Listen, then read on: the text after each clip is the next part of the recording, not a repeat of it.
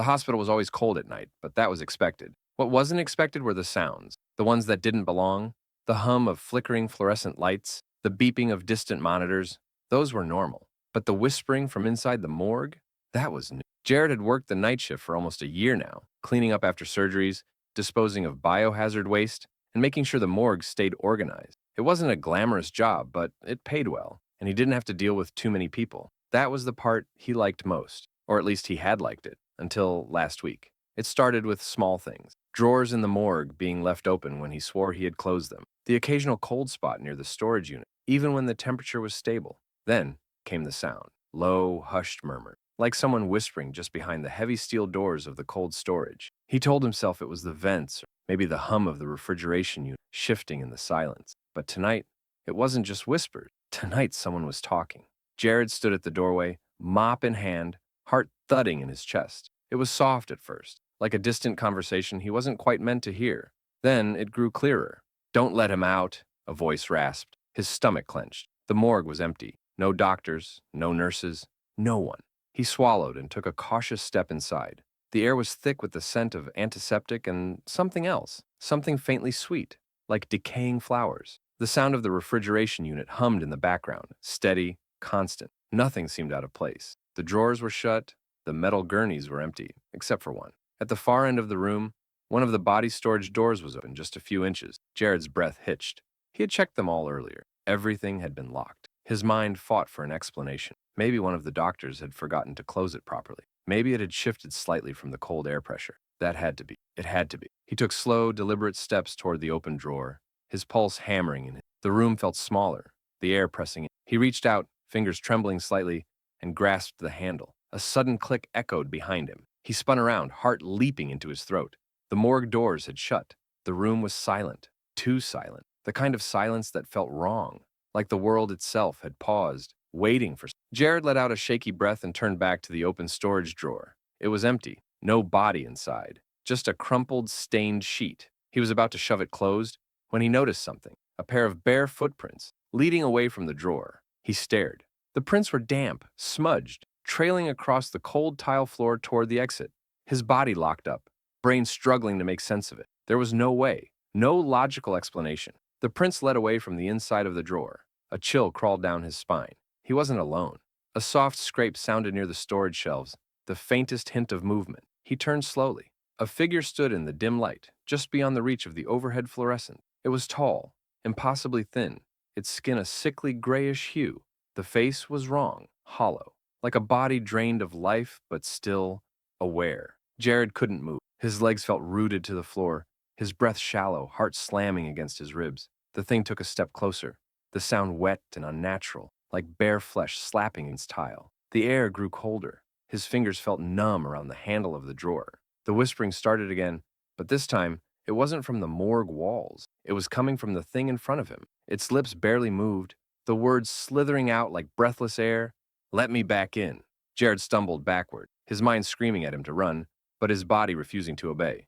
The thing took another step, and for the first time, Jared saw its feet. Bare, damp, smeared with the same prints leading from the storage unit. Number, no. He squeezed his eyes shut, forcing his lungs to, willing himself to wake up from this nightmare. When he opened them, the room was empty. The footprints were gone. The door was open again. The morgue was just as it had been before. Jared stood there for what felt like an eternity, before finally forcing himself to move. His hands trembled as he grabbed the storage drawer's handle and shoved it closed. He locked it, checking twice, 3 times. Then he turned, walking away as fast as his legs would allow without breaking into a run. The morgue door groaned as he pushed through it, stepping into the fluorescent-lit hallway beyond. His breath came in quick, shallow bursts, his fingers twitching at his sides. He didn't look back. He wouldn't. But as he walked away, he heard it again. A whisper. "Let me back in." The gas station at the edge of town was the last stop before a long, empty stretch of highway. It was a relic from another time. Faded signs, flickering neon lights, and a lone attendant working the graveyard shift. That was me. I had taken the job for the easy pay. Nobody came in past midnight except the occasional trucker or lost traveler. It was quiet, boring even, until the night that changed everything. It was around 2:30 a.m. when I first noticed it. The security cameras showed a figure standing just outside the glow of the station's lights. The grainy footage made it hard to see details, but something about the way it stood completely motionless unsettled me. I glanced toward the parking lot. Nothing. My stomach tightened and looked back at the monitor. The figure was closer now, just outside the gas pumps. I leaned forward, staring at the screen. No one had walked up. There was no car, no sound of footsteps, just closer. I swallowed hard and reached for the intercom. Hey, buddy, you need something? Silent. I checked the lot again. Still nothing. My fingers hovered over the emergency lock button. I told myself I was being paranoid. Maybe it was a glitch in the camera feed. Then the lights flickered. For just a second, the station went completely dark, and when they came back on, the figure was standing at the glass doors. I gasped, stumbling back, my heart hammering. It was a man, or something that looked like a man. He was tall, too tall, with limbs slightly too long. His clothes were old, dirty, like he had been walking for miles through the dust and mud. His face was wrong. His skin was stretched too tightly over his bones, and his mouth hung open just a little too wide, like he was about to say something but never did. I stared, frozen. Then he knocked. A slow, deliberate tap against the glass. I wanted to scream, to run, but I couldn't move.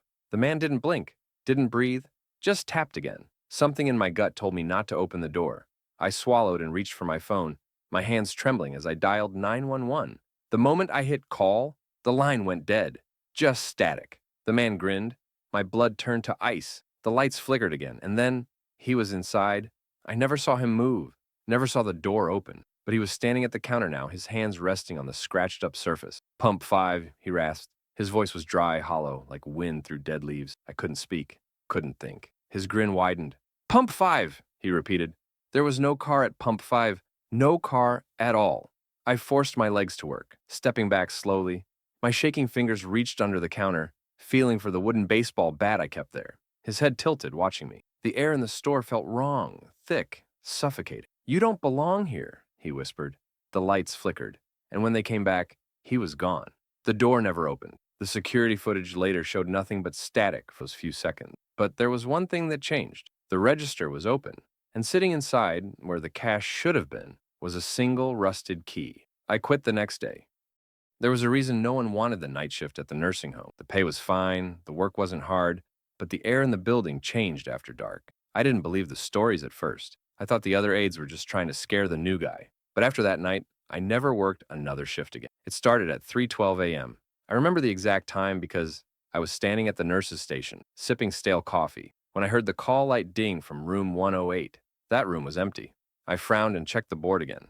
Room 108 had been vacant for 2 weeks, ever since old Mr. Halloway had passed. I'd seen his body myself, frail and pale beneath the sheets, his empty eyes staring at the ceiling. He had died alone, just like most of them. The call light dinged again. I exhaled slowly, rubbing the bridge of my nose. It was probably a malfunction. The system was old, and wires got crossed. Still, I had to check.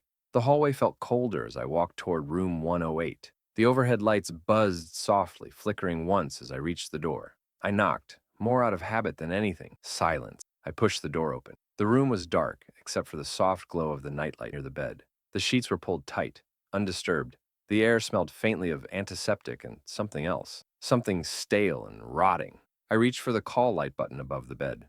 My fingers hesitated. The cord had been cut. My breath hitched. Then I heard it, a soft rustling from the corner of the room. I turned, my eyes adjusting to the darkness, and I saw him, Mr. Halloway. He was sitting in the chair by the window, his skeletal hands folded in his lap. His head was tilted forward, his chin nearly touching his chest. He was wearing the same thin hospital gown he had died in, the fabric hanging loose over his bony frame. And he was breathing, shallow, wheezing, like he always had. I couldn't move, couldn't blink. His head lifted slowly, the skin around his mouth peeling as he smiled. "You forgot to say goodbye," he rasped. My stomach lurched. I stumbled back, hitting the doorframe. My breath came in ragged gasps as I reached for the light switch. The bulb flickered, and in that split second of darkness, he was gone. The chair was empty. The room was freezing. I ran. I didn't stop until I reached the nurse's station, my heart pounding so hard I thought I might pass out. The call light for room 108 was off, and when I checked the security cameras later, the footage for that hallway was nothing but static. I quit the next morning, but sometimes, even now, when I pass by the old nursing home on my way to work, I swear I see him, sitting by the window, waiting. Working the night shift at a 24-hour diner wasn't exactly my dream job, but it paid the bills. Most nights were uneventful, just a handful of truckers, insomniacs, and the occasional drunk college kid stumbling in for greasy food. But one night, I served a customer I'll never forget. It was around 2:45 a.m. The diner was quiet, the hum of the overhead lights, the only sound aside from the distant sizzle of the kitchen. I was refilling the sugar dispensers when the bell above the door chimed. A man walked in. At first, nothing about him seemed strange. He wore a dark suit, slightly wrinkled, like he had been traveling all day. His skin was pale, almost sickly, but what stood out the most were his eyes. They were black, not just the irises, the entire eye. No whites, no pupils, just deep, endless black. I forced myself to smile. "Welcome in.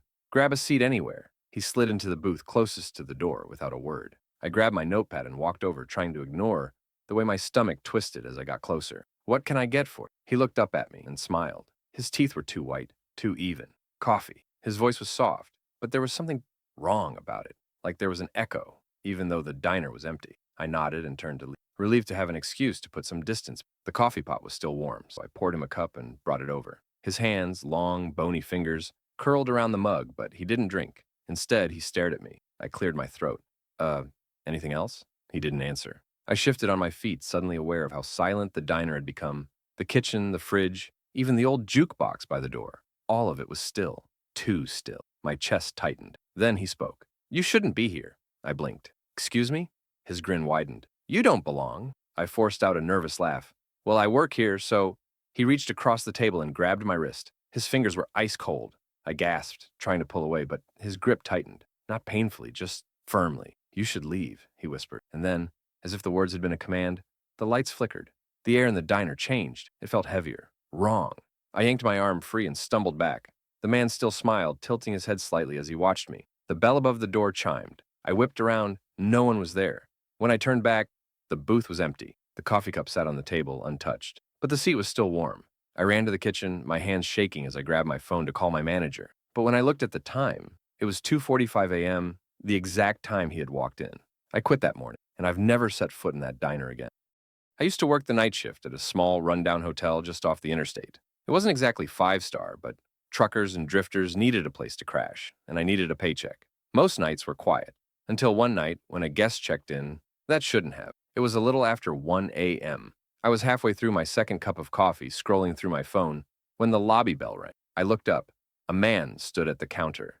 At least, I think he was a man. His skin was ashen, almost gray. His eyes were dark, sunken into his skull. He wore an old, moth-eaten suit that smelled like damp earth, like something that had been buried for a long time. He didn't blink, didn't move, just stared. I cleared my throat.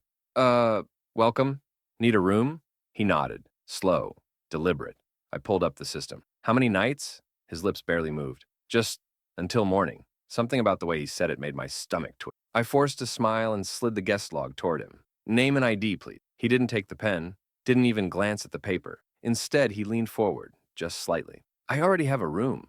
A chill crawled up my spine. "That's not possible," I said, forcing a laugh.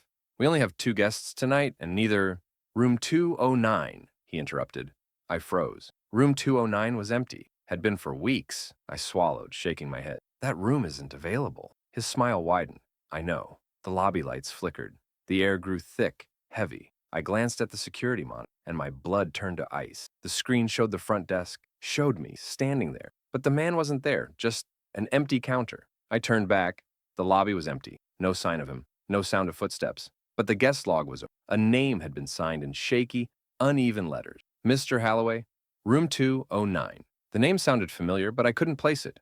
Heart pounding, I grabbed the master key and made my way to the second floor. The hallway was silent. The door to room 209 was slightly ajar. I swallowed hard and pushed it open. The room was freezing. The bed was neatly made, just like housekeeping had left it weeks ago. But the closet door, it was open. And inside, hanging from a broken ceiling pipe, was a noose, old, frayed, like it had been there for years. And below it, a pair of dusty, moth-eaten shoes. I ran. Quit the next morning. But sometimes, late at night, I dream about room 209. And when I wake up for just a moment, I swear I hear the lobby bell ring. I used to work the night shift at a gas station off a lonely stretch of highway. It wasn't much, just a rundown shop with a flickering neon sign and a single set of pumps. Most of my shift was spent fighting off boredom, watching the clock crawl toward sunrise. But one night, time stood still. It was just past 2 a.m. The highway was dead, no cars in sight. I was restocking the fridge when I heard the bell above the door chime. I turned. A woman stood in the doorway, at least I think it was a Her clothes were old, tattered, a long, pale dress, dirty at the hem, like she had walked miles through the dust. Her hair hung in tangled strands around her face. Her skin was wrong, not just pale, but almost translucent, like a faded photograph. She stepped inside, bare feet soundless on the tile. I forced a smile. Evening. Need some gas? Her lips barely moved. No.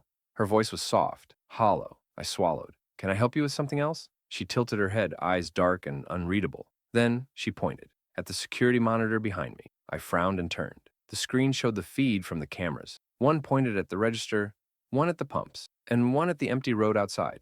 I glanced back at her. What about it? Her eyes didn't leave the monitor. I looked again, and my breath caught. A car was sitting at pump 3, an old rusted sedan, headlights off. I hadn't heard it pull in, and worse, there was someone in the driver's seat, a man. He was staring straight ahead, unmoving. I turned back to but she was gone. The door hadn't opened. The bell hadn't chimed. I spun in a circle, my pulse hammering. The store was empty. I checked the security monitor again. The car was still there. And now, the driver's head was turned, facing the camera, facing me. A jagged grin stretched across his face, his teeth too white in the darkness. I took a step back, my stomach twisting into knots. Then, the screen went black. The lights in the store flickered, and outside, I heard the sound of footsteps, slow, crunching against the gravel, moving toward the door. I didn't wait to see what would happen next. I ran to the back, locked myself in the supply room, and stayed there until sunrise. When I finally got the courage to check the cameras again, the car was gone. The woman was gone. But on the security footage, right before the screen cut out, I saw something that still haunts me. As the man in the car turned toward the camera, his lips moved. 2 words. I quit the night, and I don't drive that highway at night.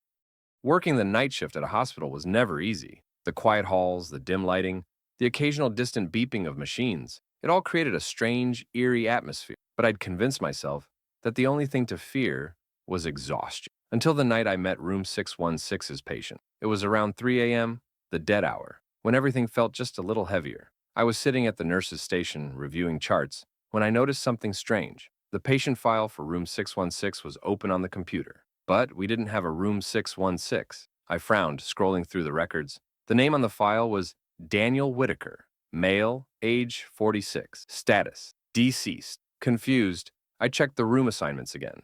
There was no 616. The hospital was old, and at some point they had renumbered the room, skipping 616 entirely. I chalked it up to a system glitch and closed the file. Then, the call button rang. I froze. The screen lit up, displaying the room number. 616. My stomach dropped. That was impossible. I glanced down the hall. The last room on that wing was 615. There was no door beyond it, just a blank wall. The call button rang again. I should have ignored it. Should have logged out and gone about my night. But something made me stand up, made me walk down that hall. As I passed room 615, I stopped, because suddenly, the wall at the end of the hall wasn't a wall anymore. A door stood there, a door marked 616. The call button rang again. I stared, my pulse hammering in my ears. The door looked old, more worn than as if it had been forgotten for decades. Slowly, I reached for the handle and turned it. The door creaked open.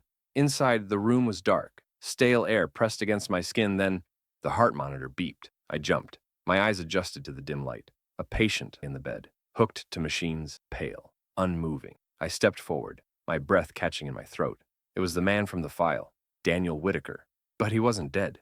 His chest rose and fell in slow, shallow breaths. The machines hummed softly, then his eyes snapped open. I stumbled back, my heart in my throat. He turned his head toward me and smiled. "You finally," he whispered. The room went cold. The lights in the hall flickered, then the door slammed shut behind me. I turned, fumbling for the handle, but there was no door, only a wall, a blank, solid wall. The machines beeped faster, spun around. The bed was empty. The sheets were pulled back, still indented where a body had been, but there was no one there. And then I felt it, breath on the back of my neck, a voice low and rasping. "Now it's your turn." I don't remember screaming. I don't remember how I got out. All I know is that when the other nurses found me, I was in the hallway, curled up against the wall where the door had been, where there was nothing but smooth, unbroken plaster. I quit that morning, and sometimes when I close my eyes at night, I still hear the call button ringing. I used to work the night shift at a 24-hour convenience store, just off a desolate stretch of road. Most nights were slow, just the occasional trucker stopping for coffee or some bleary-eyed traveler looking for direction. Then came the man in the blue hoodie. It was around 2:30 a.m. I was restocking the shelves when I saw him through the glass doors. He was standing outside, hood pulled low over his face. hands shoved deep into his pocket. He didn't come in, just stood there, staring. I cleared my throat, trying to shake the unease creeping up my spine. Maybe he was waiting for something. Maybe he was just cold. But as the minutes passed, he didn't move, didn't shift his stance, didn't even blink, just watched me. After about 10 minutes, I decided to break the tension. I stepped toward the door and gave him a small nod. "Hey man, you okay?" No response. His hood shifted slightly, like he was tilting his head. Then he raised his hand and pointed at something behind me. A shiver ran through me. I turned. Nothing. Just aisles of snacks and drinks. The store was empty. When I turned back to the door, he was gone. Vanished. No sound of footsteps. No car driving away. Just gone. My stomach knotted. I locked the door, heart hammering in my chest. Maybe he just walked off. Maybe I was imagining. I tried to shake it off. Went back to stalking. But then, at exactly 3 a.m., the automatic doors slid open, even though I had locked them. I spun around, cold terror gripping me. The man in the blue hoodie stood inside the store, right in front of the register. He hadn't walked in. He was just there. I couldn't move, couldn't speak. He slowly raised his hand again and pointed at the security monitor behind me. I forced myself to turn. The screen showed the store, the empty aisles, the parking lot outside, but there was something wrong. One of the camera feeds. It showed me, standing right where I was. But in the reflection of the glass behind me, there was someone standing over my shoulder. Someone tall. Someone in a blue hoodie. I spun around, heart in my throat. The store was empty. The man was gone. The doors were locked. The screen flickered. Every camera feed went black. And on the monitor, in white, flickering letters, "See you soon." I quit the next day, and I never go near that store at night. I took a job as the night security guard at an abandoned office building on the edge of town. The place had been shut down for years, but the company still paid for overnight security, supposedly to keep squatters out. It was easy money, just me, a flashlight, and a few half-hearted patrols around a dark, empty building. Or at least it was supposed to be empty. My first few nights were uneventful. The air inside was stale, the floors dusty, and the only sounds were my own footsteps echoing down the long, empty hallways. Then, on the fifth night, things changed. At exactly 2:17 a.m., the elevator dinged. I nearly dropped my flashlight. The power was supposed to be off. The elevator hadn't worked in years, but there it was. Doors slowly sliding open, revealing a pitch-black interior. I stared, my pulse pounding. Then, a single muddy footprint appeared just outside the elevator. My breath caught. No one was inside. No one had stepped out, but the footprint was fresh. I turned and hurried back to the security office, locking the door behind me. I told myself it was a trick of the light, maybe a stain I hadn't noticed before. Then the cameras flickered. I turned to the monitor, and I saw movement, a shadow, just at the edge of the camera's view, slipping around a corner at the far end of the hall. My radio crackled, a voice not mine, not anyone I knew. It whispered one word, "Leaving?" The power cut out. The screens went dark, and somewhere, deep in the building, I heard footsteps, slow, deliberate, moving toward me. I didn't wait. I bolted from the office, flashlight shaking in my grip, sprinting for the exit. The hallway seemed longer than before. The air was thick, pressing against me like unseen hands. The footsteps behind me quickened. I reached the door, yanked it open, and something cold brushed my shoulder. I stumbled outside, gasping for breath. The moment my feet hit the pavement, the power inside flickered back on. The building stood silent, still, as if nothing had happened. But on the glass door behind me, there was a handprint, pressed against the inside, smudged, twisted, like something had been reaching for me. I never went back, and I don't think I was the first guard to run. I used to work the night shift at a remote gas station off the highway. It was the kind of place that barely saw customers after midnight, just the occasional trucker stopping for gas or some lost traveler asking for directions. Most nights were long and uneventful, until the night the man without a face came. It was around 2:45 a.m. when I first saw him. He was standing just outside the station, perfectly still, just beyond the glow of the overhead lights. I couldn't see his face clearly, only the outline of his figure, tall and motionless in the darkness. I watched him for a while, waiting for him to come inside, but he didn't move. After a few minutes, I got uneasy. I grabbed the store phone, ready to call the sheriff's office, but when I glanced back at the security monitors, he was gone. I exhaled, shaking my... Maybe I had imagined him. Maybe it was just exhaustion. Then the automatic doors slid open. Cold air rushed in. I turned. The store was empty. No one had entered. A chill ran down my spine. I stepped around the counter, peering outside. The lot was empty. The road was deserted. Just miles of highway stretching in both directions. Then I heard it. Knocking. Software slow. Coming from inside the cooler. I turned, my stomach twisting. The cooler doors were made of glass. lined with rows of drinks. Nothing out of the ordinary. Another knock, this time louder. I swallowed hard, stepping closer. The glass was fogged over, the condensation thick from the frigid air inside. I reached out, wiping it with my sleeve. And then, a face, staring at me, pressed against the inside of the glass. But it wasn't right. No eyes, no nose, no mouth. Just smooth, blank skin where a face should have been. I stumbled back, heart hammering against my ribs. My breath hitched, and then the lights flickered. When they came back on, the face was gone. The cooler was empty. I ran. Didn't bother locking up. Didn't even grab my things. I jumped into my car and sped down the highway, not stopping until I reached town. I quit the next day, and every so often, late at night, when I'm alone, I hear knocking.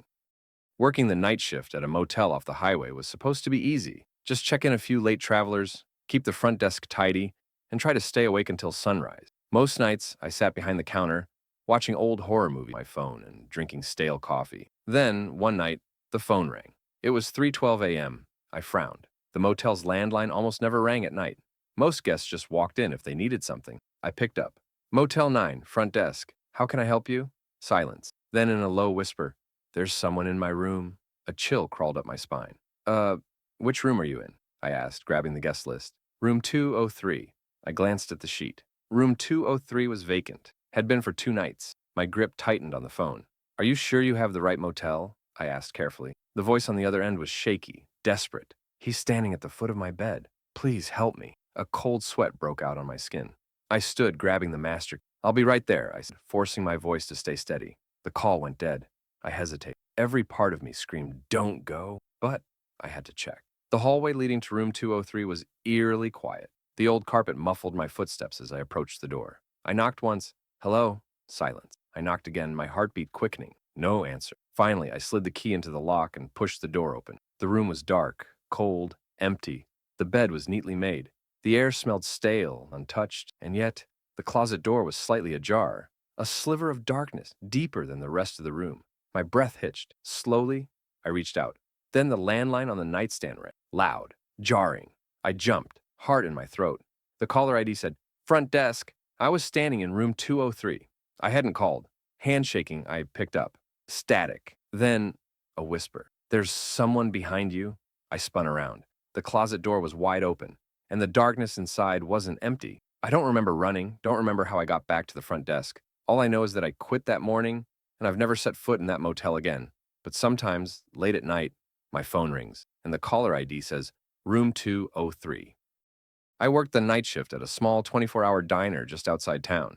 It wasn't much, just a few booths, a jukebox that barely worked, and a counter where old truckers nursed their coffee. Most nights, I'd get 1 or 2 customers around 2 or 3 a.m., but otherwise it was dead quiet. Then came the man in the booth. It was 2:46 a.m. when I first noticed him. He was sitting in the farthest booth, the one closest to the window.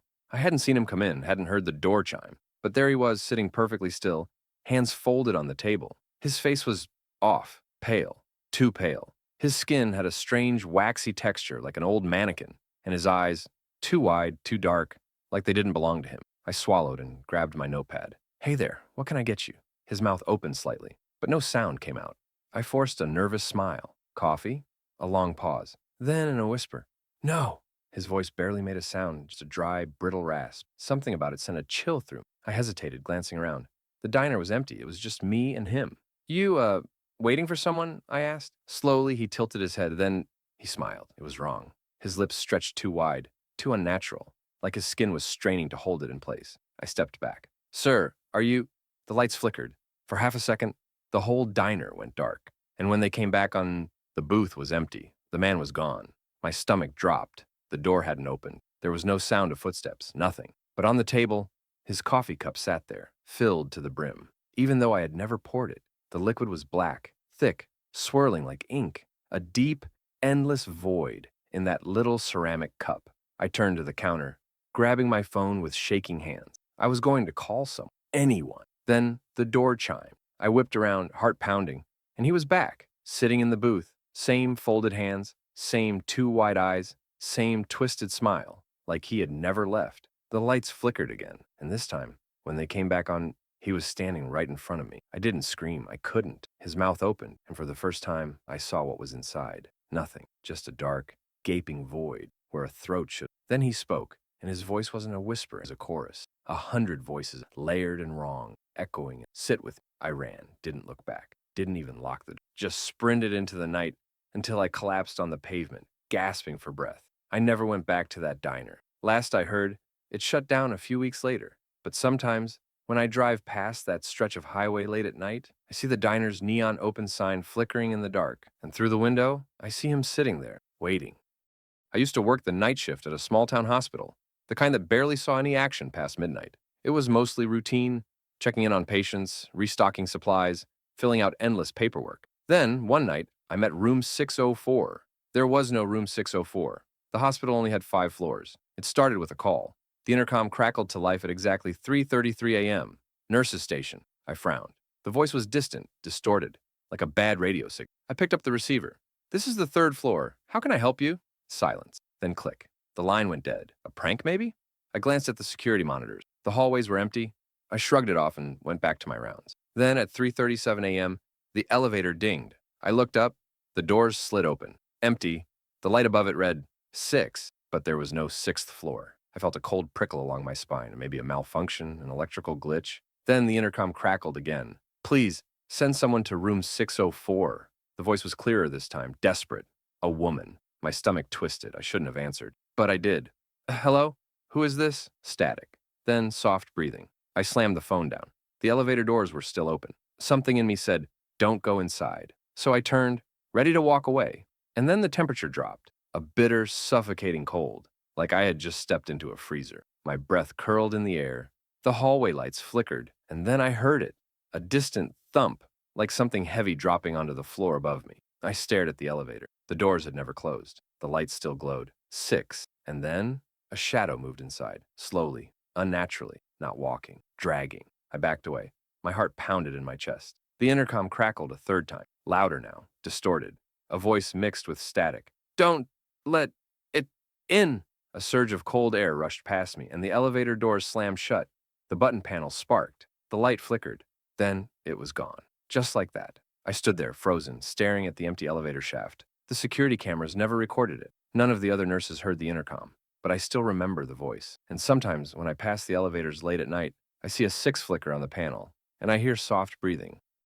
Working the night shift at a gas station in the middle of nowhere was supposed to be easy. No rush, no crowds, just a handful of truckers stopping by for coffee and gas. Most nights, I spent my time scrolling through my phone or watching the security monitor. Then came the man at pump 6. It was past 2 a.m. when he arrived. I heard the ding of the pump being activated and looked up from my phone. There was no car, just a man, standing perfectly still next to pump 6. The security monitor showed his back, tall, thin, dressed in dark clothes that seemed to blend into the night. His hands were at his sides, not reaching for the pump, not moving, just standing. I frowned, leaning forward. What the hell? Maybe his car broke down? Maybe he needed help? I grabbed the station's intercom and pressed the button. "Hey, buddy, you need something?" The man didn't move, didn't turn, didn't acknowledge me at all. I let go of the button. A cold prickle ran down my spine. Then, the store's automatic doors slid open. No wind, no sound, just that slow, mechanical hiss. I stared at the empty doorway. Then, my gaze flicked to the monitor. The man was gone. I sucked in a sharp breath. There was no way. I never looked away from the screen. He couldn't have just vanished. A chill crawled over my skin. The intercom crackled, soft static, then a whisper. "Turn around." I did, and he was standing inside, right by the counter. Too close, too fast. His face was wrong. Dark, sunken eyes, a mouth that didn't quite fit. His skin was pale, stretched too tight, like something wearing a person's shape. His lips parted, but no words came, just the sound of static, like a radio between stations. I stumbled back, heart pounding. "Sir, you need to leave." He smiled, a slow, twisted thing. The store lights flickered, and in the split second of darkness, he was right in front. I felt the air grow thick, suffocate, like I was sinking into something I couldn't escape. The security monitors glitched. Every screen showed static, except one, the feed from pump 6. And on that screen, I saw myself, standing outside, staring in. The lights flickered again, and the gas station was no man, no one, just me. The monitors were back to normal. The pump was silent. The doors had never opened, but the clock on the register, 3:33 a.m., exactly 1 hour. And to this day, I don't remember what happened. I used to work the night shift at a rundown motel just off the highway. It wasn't the kind of place people stayed for more than a night, Just truckers, drifters, and the occasional unlucky traveler who needed a cheap room. Most nights were uneventful. I'd sit behind the desk, drink coffee, and listen to the buzz of the neon vacancy sign outside. Then came room 207. It was around 1:45 a.m. when the bell at the front desk rang. I looked up expecting to see someone there. The lobby was empty. I frowned, standing up and peering over the desk. Maybe I'd imagined it? Maybe it was the old ceiling fan rattling again? Then the bell rang again. I turned toward the security monitor. A man stood at the front desk, except he wasn't there. Not physically. The lobby was still empty. But on the grainy black and white screen, I saw him clear as day. Tall, too thin, dressed in an old, wrinkled suit. His head was tilted like he was looking right at me. I swallowed hard. My fingers hovered over the walkie-talkie, but I had no idea who I'd even call. Then, the motel's phone rang, the old rotary one behind the desk. I hesitated, then picked it up. Front desk. Silence. Then a whisper. I need a room. A sharp chill ran through me. No, we have plenty available, I stammered. How many nights? A pause, then, just one. The line went dead. The security screen flickered. The man was gone. I exhaled, rubbing my temples. I was tired. Maybe I was imagining things. Maybe it was just the motel playing tricks on me. This place was old after all. Then, ding! The reservation system popped up a new check-in. Room 207. I blinked. No one had walked in. No one had touched the computer. But the name was already typed in.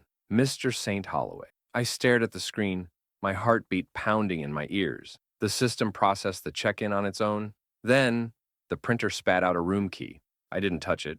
I didn't move. I just stood there, frozen, watching as the key slid from the slot and landed on the desk. Then, the motel phone. I jumped, hesitating before picking it up. A whisper. Can you bring me my key? I hung up. Screw that. I wasn't going anywhere near room 207. Instead, I switched the security feed to that hallway. The door to room 207 was open, just a crack, just enough to see a single eye staring out, watching. The air in the lobby felt heavier, wrong, like the motel itself was holding its breath. Then, slowly, the door creaked open, and something stepped out. Tall, thin, dressed in that wrinkled suit, but its face was empty, just smooth, featureless skin, where eyes and a mouth should have been. It turned toward the camera, and then the feed cut out. The motel went silent, not just quiet, silent. The buzzing neon sign outside, the humming of the old vending machine, and the distant sound of cars on the highway, all of it just stopped, like the world had hit pause. And then the lobby bell rang again, right in front of me. I didn't look up. I didn't want to look up. But in the reflection of the computer screen, I saw something standing on the other side of the desk, still, watching, waiting. I shut my eyes, and when I opened them, the motel was normal again. The security feed was back. Room 207's door was shut. The bell never rang again. But the reservation, it was still in the system, and no one ever checked out.